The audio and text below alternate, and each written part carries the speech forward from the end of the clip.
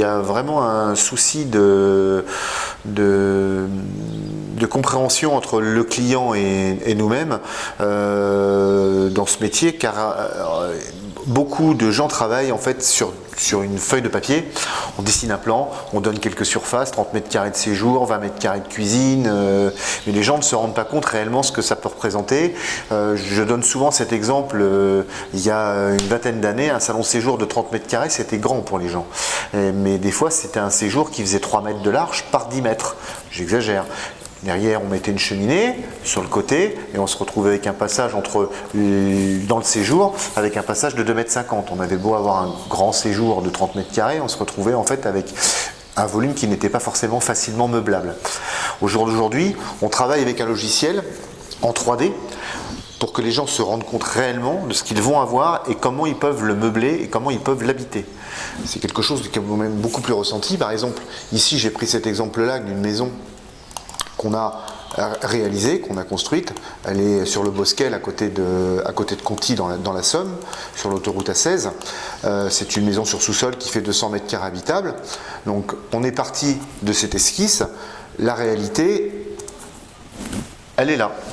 On a réellement quelque chose qui correspond au dessin. Le dessin, la réalité.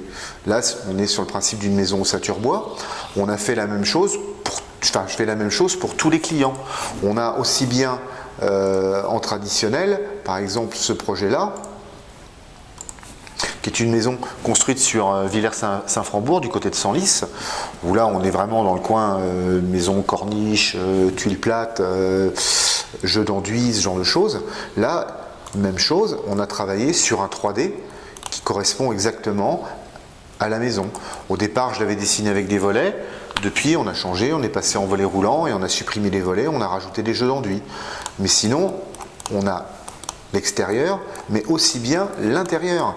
C'est-à-dire que l'intérieur, on a le principe vraiment meublé. On voit l'entrée de la maison, le coin dressing, le garage, le cellier, la grande cuisine. Bon là, c'est une grande maison avec un salon séjour double. Les gens se rendent compte quand même des volumes. Et qu'est-ce qu'on peut y mettre? On va jusqu'à l'emplacement du poêle à granulés pour le chauffage. La cuisine équipée, même chose.